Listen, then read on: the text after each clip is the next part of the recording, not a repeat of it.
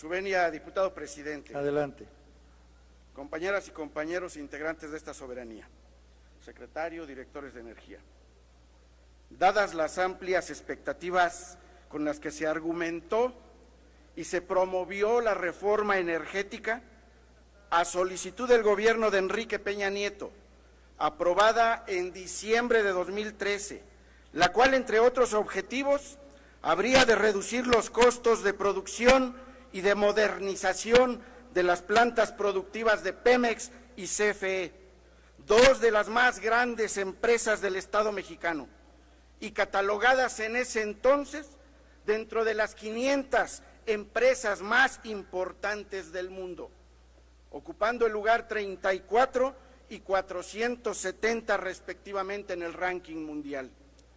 Dicha reforma fue planteada con el supuesto fin principalísimo de mejorar la economía de las familias mexicanas, sobre todo las de menores ingresos, bajando los costos que se verían reflejados en los recibos de luz y de los combustibles. Para lograr esto, se dijo entonces que era necesario permitir la participación de la iniciativa privada en la actividad petrolera, así como en la generación de gas y de electricidad en este país. Entiéndase, desde luego, como iniciativa privada, capital extranjero y amigos del poder. Sin embargo, y solo como uno de muchos ejemplos, en febrero del 2018, Forbes manifiesta que la CFE compra la energía eólica más cara de lo que la produce, que la CFE compra a 4 veces su precio de producción o 3.6 veces más cara, según reveló la Auditoría Superior de la Federación. Solo por este concepto, las pérdidas ascendieron a 2.600 millones de pesos. Otro dato, en materia de transición a energías más limpias. El gobierno que en este momento usted representa, secretario, afirmaba que para estas fechas la CFE habría reducido su consumo de combustóleo en un 96%. A la fecha, ni siquiera se ha logrado la mitad de esa meta. Por otra parte, en materia de producción de petróleo crudo de Pemex, tuvo una variación a la baja del 17.5% y la producción de gas natural también sufrió un descenso de 11.5%. Estas dos cifras con respecto a la administración anterior, lo que ocasionó que bajara el suministro de crudo a las 6 refinerías del Sistema Nacional de Refinación y con ello aumentaron las importaciones, situación que se ve reflejada en las debilitadas finanzas de Pemex, pero principalmente en los bolsillos de los mexicanos, puesto que el precio final de la gasolina se disparó de 10.81 pesos al inicio de este sexenio a más de 19 pesos por litro al día de hoy, en promedio 78% de incremento, contrario a lo planteado por usted en este informe. La percepción general es que no hay beneficios a la vista. Concluyo. Me escuchó. Ni para Pemex, concluya sus preguntas, ni por para favor. CFE. Por lo tanto, secretario, quiero preguntarle, a casi 5 años de haberse autorizado la reforma energética, Pemex y CFE ya producen más, sus costos de producción ya bajaron, porque si no es así, esta reforma energética ha sido un fracaso. Ilústrenos, por favor. Tiene la palabra el señor secretario de Energía.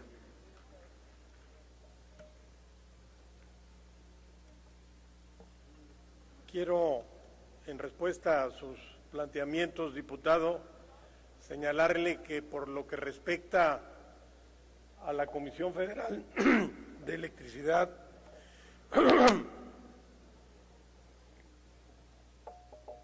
ha reducido sus emisiones de dióxido de carbono en 40%. De la misma manera, las subastas de energías limpias le están permitiendo a CFE acceder a fuentes de energía que, además de ser mucho más amigables con el medio ambiente, representan precios más competitivos. Cuando estas centrales de energías limpias entren en funcionamiento, seguramente se permitirá tarifas de luz más económicas.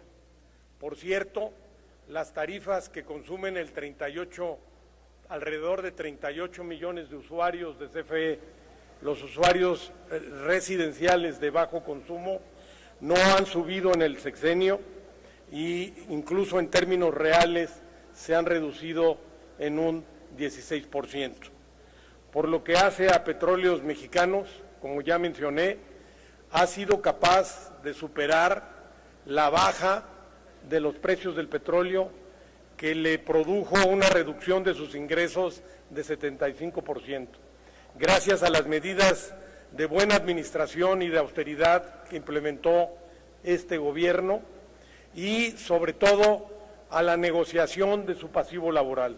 La mayor amenaza a la viabilidad financiera de Pemex era su pasivo laboral, que superaba el billón de pesos.